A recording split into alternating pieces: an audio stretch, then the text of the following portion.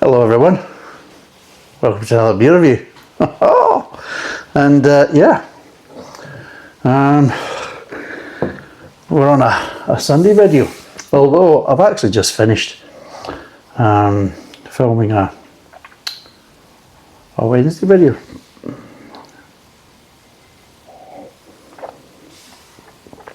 So people who are regular watchers of the channel, or sufferers as I like to call them. So yeah, the regular sufferers of the channel will know what I've just done there by taking a sip of whiskey. Although, it's not what you think, this was actually a nice beer as a Wednesday video, so I didn't actually really need the whiskey at all. But it was a nice whiskey, so I thought I would actually show people how you really should be doing a whiskey tasting. Because unfortunately, if you do it the way it's shown by lots of whiskey reviewers on YouTube, then I'm sorry to say that it's a lot of bollocks. So it is, and yeah, I just thought I'd do a quick demonstration of how easy and the actual reasons of actually tasting whiskey this way. So you watch the video when it comes out. I'll make sure to put that and just add a wee bit about the whiskey on the actual title, so you know which one to kind of watch.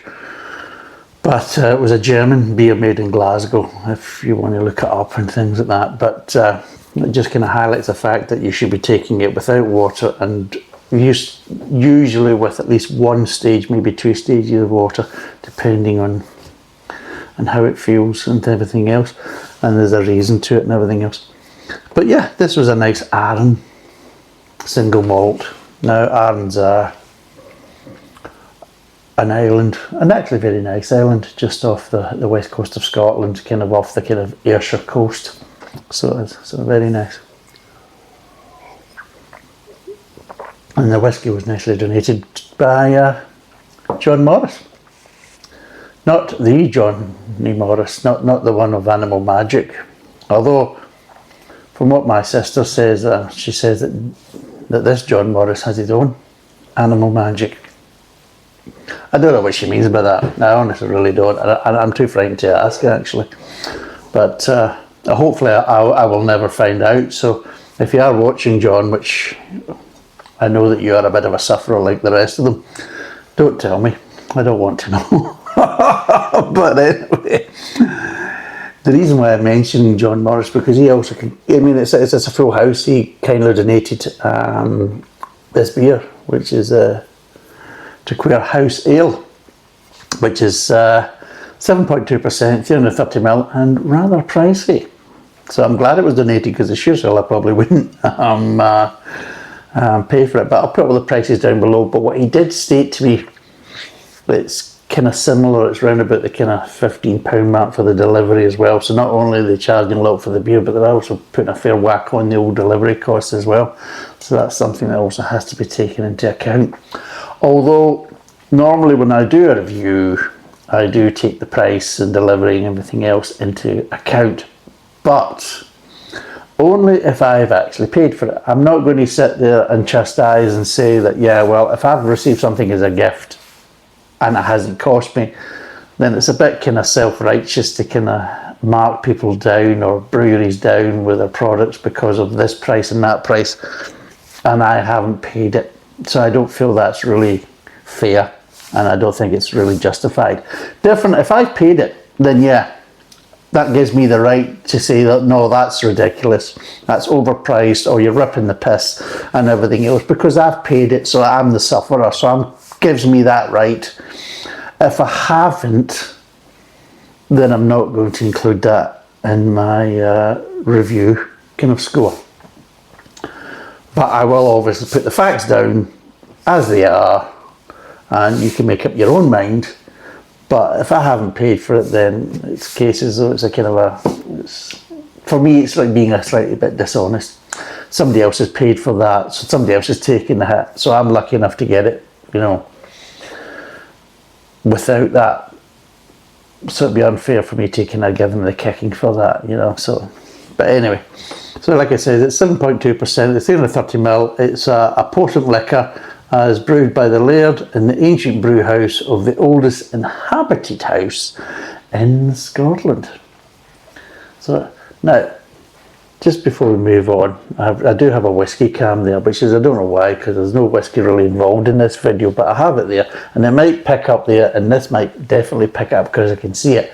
Right here is Famous Grouse. Now, you've probably heard of it. Now, Famous Grouse is actually made by the Edrington distillers, and they've actually decided to sell off a lot of their kind of blended whiskey brands so they can concentrate on their more kind of higher end single malt brands.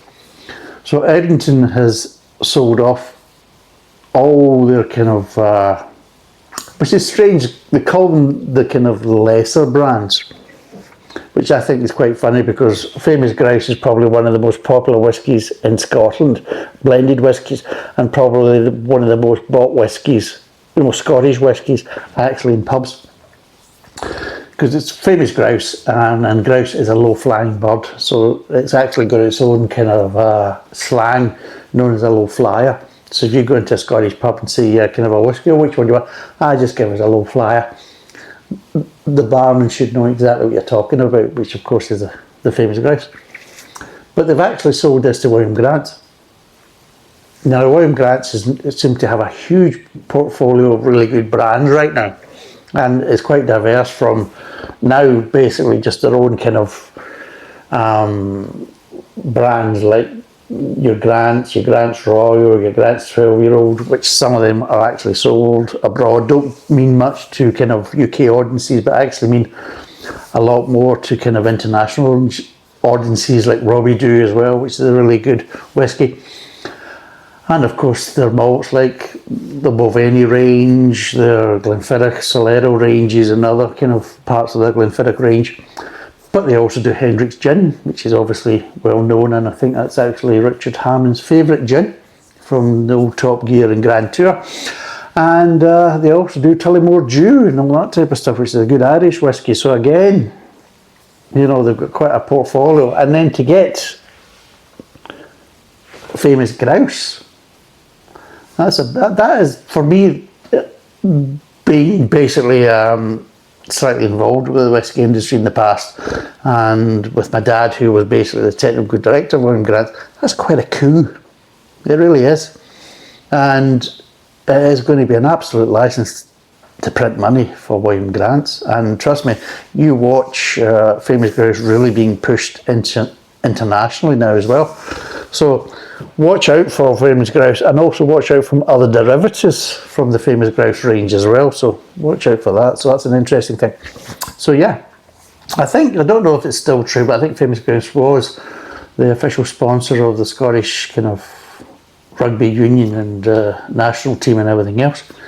And I'm sure William Grant's, they're quite astute that way, so they'll probably kind of build on that. So that's one to watch out for. And there's a little bit of insider knowledge, you know. Not so much of the actual information of it being sold, but a bit of an internet and kind of insider knowledge of what they will actually do with it, because I know how kind of Glenn Grant Gordon actually thinks and everything else, and also Peter, his brother, and how they basically and the board kind of think and how they kind of utilise these brands. They don't just buy them as single brands, they look at them as a point of being able to expand on them, and that's how their kind of business acumen works, and it's been very, very good for them. So yeah, so I think that's a bit of a coup that just hasn't really made the headlines, which is very strange. If you don't know what William Grant is the biggest independent Scotch whisky distillers in the world. There you go. So it's family owned, and there you go. So it's quite a big deal, and they also make a lot of really good brands. And over the years, they've had good brands like Virgin Vodka. They actually made Virgin Vodka. They also made Litchfield Gin and all these type of things. And yeah, so there was all kind of things. They also did Gold Ken, which is a famous kind of Swiss chocolate liqueur. Oh, all manner of things. But anyway, shall we get back onto the beer and stop talking about the whiskey? But I just thought maybe you might be interested in that. Some people might be. But anyway, what does it say? The famous Beer gates closed since 1745, when the last person to pass through them was Bonnie Prince Charlie. So serve at room temperature or slightly chilled. Excellent accompaniment to game, meat and cheese. Probably more of the kind of more stronger ranges of cheese. And ingredients are spring water, barley, hops and yeast, which is quite nice to see. So there's no mentions of sugar, which is nice to know. And there you go. But yeah, so brewed at Traquair House in Leithen, Peeblesshire. Now, which again is kind of just south kind of east of Edinburgh, down towards kind of Peebles. There's a famous kind of hotel called Peebles Hydro, but it's around that area, kind of Peebles in towards kind of Samington, bigger area, all that kind of stuff. So yeah, Traquair House. So shall we crack open and see what it's like? Hopefully it'll be quite a nice one. It probably will be. But for the price, well, you know, I'm only reviewing it as well. It's a nice beer, so it's quite good this way. It takes the weight off me, so I don't have to kind of justify the price. Somebody else has done that for me by buying it. Thanks, John. Right. So just, as you can probably tell, it's 7.2%. Unfortunately, it's a 330ml bottle, but if it's quite expensive, it's probably a godsend. It's only a 330ml bottle, because of 500ml, it may be an absolute kicking financially.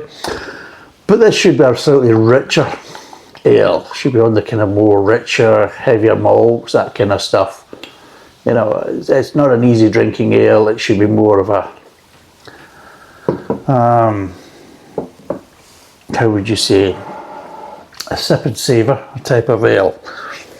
An ale to sit and kind of be appreciated and enjoyed in a small volume, that type of thing. What I like to call a heavy set ale. In other words, very rich in flavours, quite intense in flavours.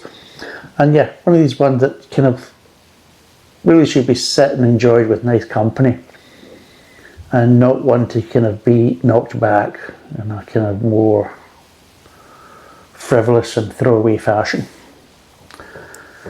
As you can see, it's fairly dark. It's again, you know, very kind of dark, more kind of garnet colour, I would say, kind of dark garnet colour.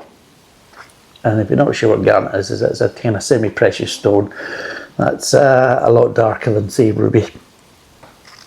So it is, but yeah, you can see the kind of lighter tones at the edges, and I would say, yeah, it's more of a kind of towards a kind of garnet colour. I would probably say roughly about a 1 finger head. Smell wise, well, straight away, two things you're getting: malt and malt syrupiness, and you're also getting little accents of the alcohol as well. Got 7.2%, yeah. And overall, it smells kind of rich and indulgent. It does. And with that, it also smells, to a degree, a kind of more kind of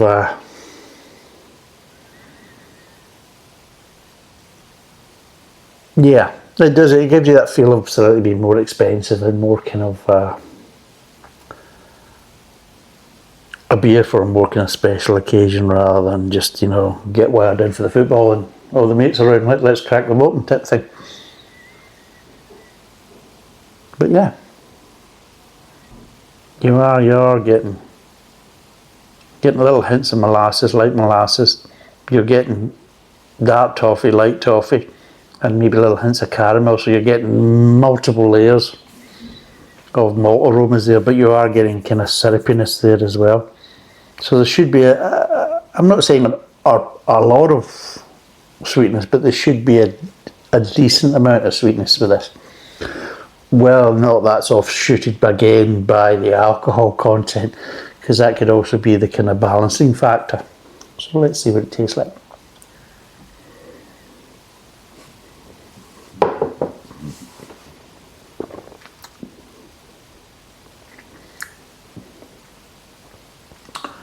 Strangely enough, now this is interesting, strangely enough, first impressions, it's not as heavy or as rich as I thought it was going to be by the aroma. The aroma gave you, you know, the kind of feeling that it was going to be richer than it was.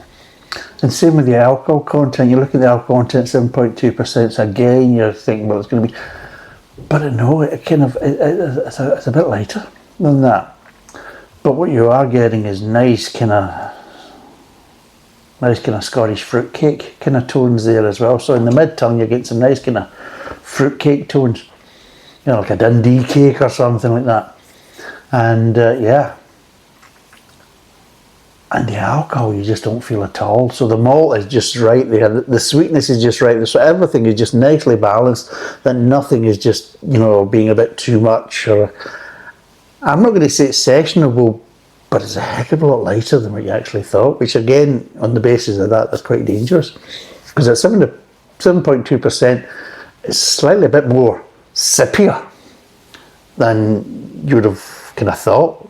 Which then again kind of makes it, I think I maybe have another one, you know, that type of scenario. And at 7.2%, you don't want to have too many of them, although it would be very nice. So yeah, so that's the kind of big standout from the first sip.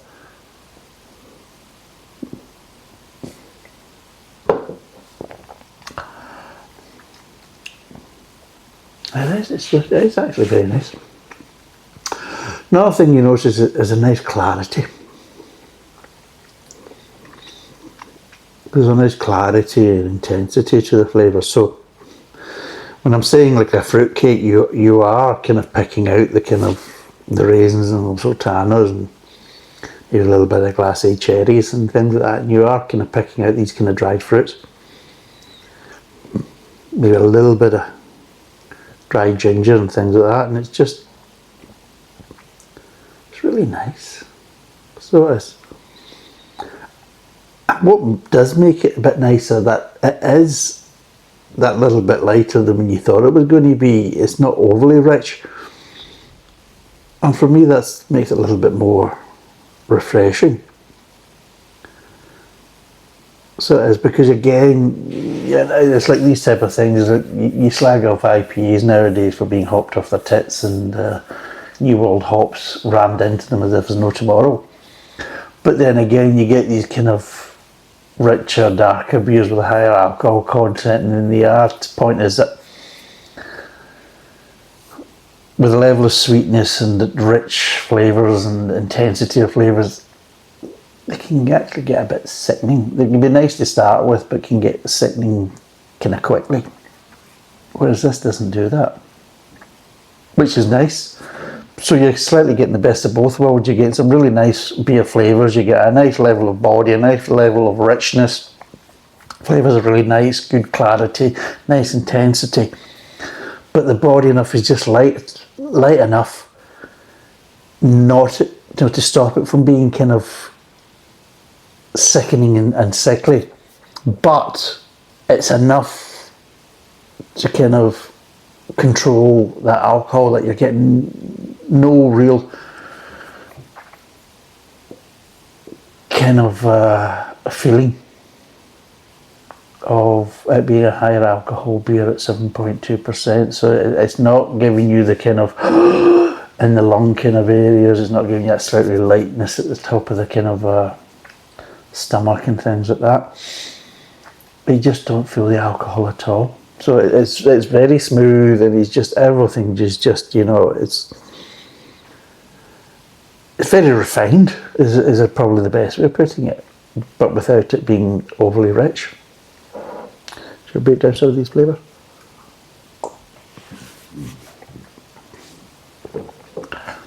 Starts off, like I say, you get nice these nice kind of multi-level tones of malt.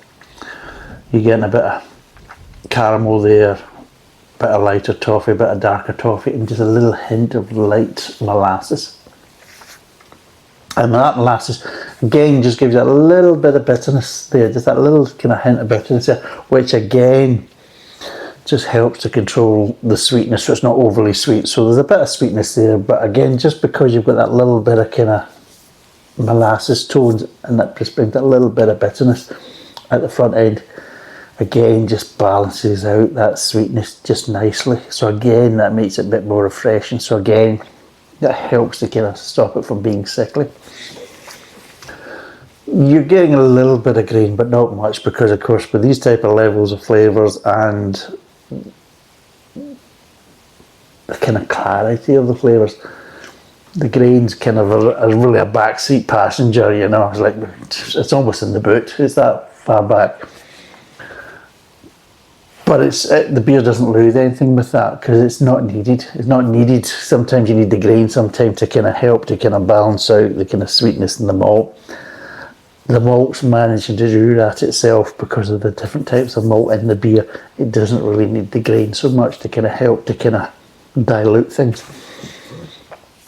Moves on to the mid-tongue, and the level of malts is kind of blossom. So they do. So the sweetness stays constant, but it kind of blossoms, and as part of that blossom, you start picking up the lovely kind of dry fruit notes, which are really nice. And you can pick up the kind of the sultanas, you can pick up the kind of raisins, you're kind of picking up slightly kind of what you would kind of put down to as more kind of candied roots, you know, like the kind of candied ginger and the glassy cherries and things like that. And it's just nice. It's not overly rich, but it still gives you that kind of probably, my mum used to make a really good fruit cake, and it's quite funny. She used to call it a sultana cake. Now it was mostly sultanas, but it also had a little bit of raisins, but mostly sultanas, but it also had a little bit of glassy cherries and a little bit of kind of candied spice in there as well. But sometimes there's a case of she might not leave the candied spice in it. Sometimes she would basically just put the kind of mixed spice in it, and it was nice, and it was just rich enough to be nice, but light enough to really be enjoyed, so it wasn't so sickening. So you could have multiple slices, and it was just, you know, the best of both worlds. And it just reminds me of this beer, because this beer reminds me of the cake, because it just gives you that kind of best of both worlds. So it's got the flavours there, but it's also got that lightness, so you can enjoy a bit more of it and everything else. But when you start getting kind of to the end of the mid-tongue, you are just getting, again, these ever so slight, as some of the kind of fruit flavours just slightly die down a bit, you've still got that little bit of kind of bitterness coming from that kind of molasses edge of the malt. And it's just nice, and as it moves into the mid-tongue, it's quite a light finish as well. It's not an overly rich finish, it's not a kind of lingering finish, quite a light finish. And that little bit of bitterness, just as it transitions from, you know, the kind of molasses bitterness, just from the kind of back of the mouth, or back of the mid-tongue to the back of the mouth, and the aftertaste is just enough just to kind of prepare it for a cleaner finish. So it's like, and then it can just all dissipate kind of quite quickly, and it dissipates a lot quicker than you probably would imagine, going by what flavours you're getting at the front end, the front of the mouth. You're thinking it's going to be a long, drawn-out finish, and it's not. It's a lighter finish than what you'd expect, and especially for this type of alcohol content, none of that's lingering either. And it just actually makes it kind of refreshing and more enjoyable to a certain degree, because it just isn't sickening whatsoever, which is a danger of doing these kind of richer, high alcohol beers, you know, with the heavier malt content and everything else.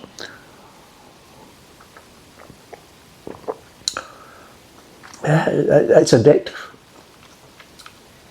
It's one of these ones that will keep wanting to draw you back, but you don't think, well, I've just had a drink of it, I'll give myself a wee bit before I have another one.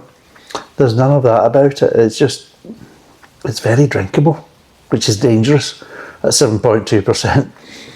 But it's also dangerous because the flavours are really nice and quite Moorish as well. If you like fruit cakes and everything else, and the richness of fruit cakes, that is something to think about.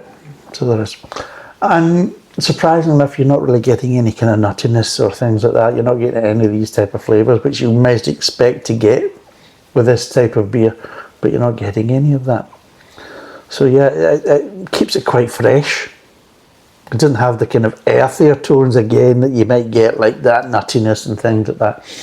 So you're not getting any earthy tones, which again just kind of keeps it slightly more buoyant and lighter.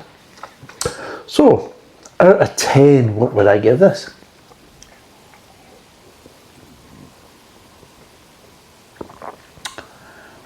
Oh, it's nice. It really is actually nice. This is a good Sunday video. It really is.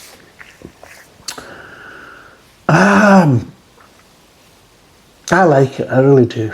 And regardless of price, because I didn't pay for it, so I was lucky enough I was gifted it.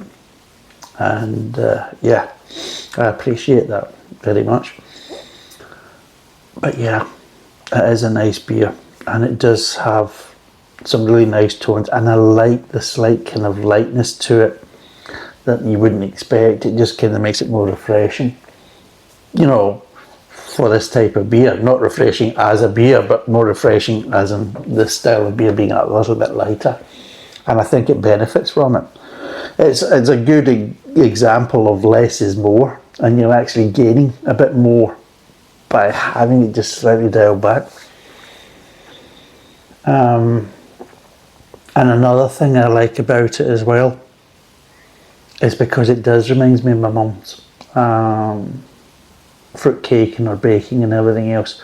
So that kind of, how would you say, it kind of stirs the thoughts. And you imagine sitting there drinking this by yourself, you know, and it's conjuring up the memories and kind of thought-provoking and everything else. And this is what these type of beers are really about sometimes, because you don't have to drink them with people. You just sit there and enjoy them by yourself, you know, like a good glass of whiskey. It's one of these type of ones where you can spend time drinking this by yourself, alone with your thoughts, and if it conjures up some nice memories of, you know, your childhood and family members and all that type of stuff, then it's worth its weight in gold. Let's be totally honest from that point of view. So from a nostalgia point of view and just everything else, it just ticks all the boxes. Flavour wise, enjoyment wise. I mean, this is the thing. Sometimes it's not just about the flavour, it's about the enjoyment and where it takes you. And sometimes, just like wine and other kind of alcohol beverages like whiskey and brandy and cognac and all these type of things can take you to places, beer can also do that as well. That's the beauty of it. I know where basically New World hop beers take me, and it's not a good place. But yes, so in that you've also kind of got to kind of take that into account, and yeah, it's just really nice. So what would I give it out of 10? There's the question.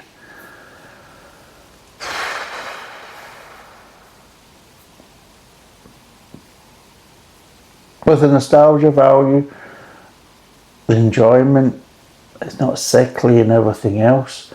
Now, obviously I didn't pay for it and things like that. If I did, then I'd maybe mark it down a bit more. But I'm looking at between kind of 9 and 10.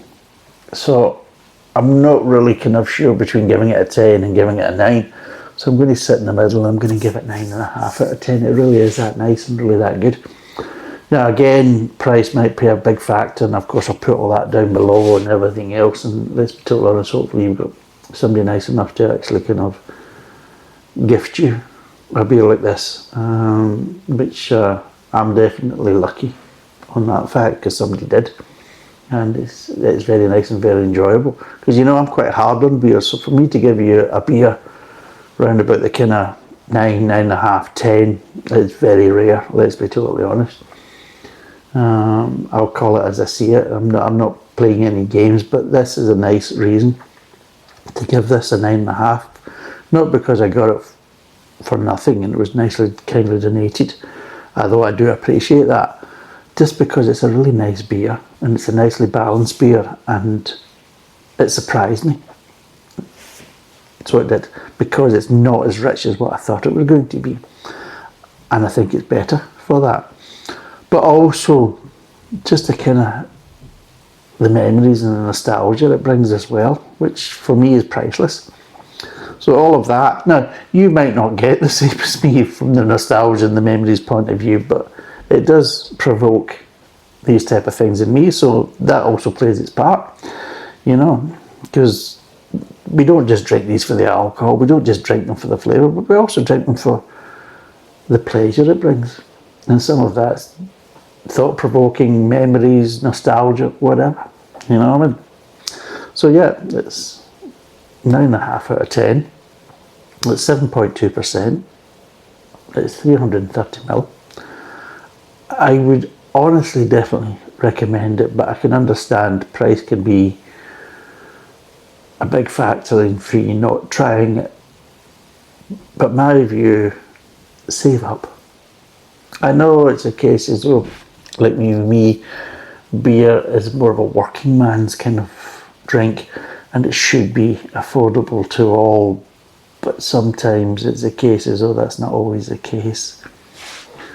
And my view is maybe save up a little bit and treat yourself, or request it if somebody asks, what do you want for your Christmas? Really? Because I've got the perfect thing. So yeah, if you don't really want to spend the money yourself, is maybe get some of your relatives or friends to club together and ask them to get you some for your Christmas or your birthday or whatever. And I hope you enjoy it, because it's a very, very nice beer, and it kind of surprised me. So thanks for watching. Cheers. Bye for now.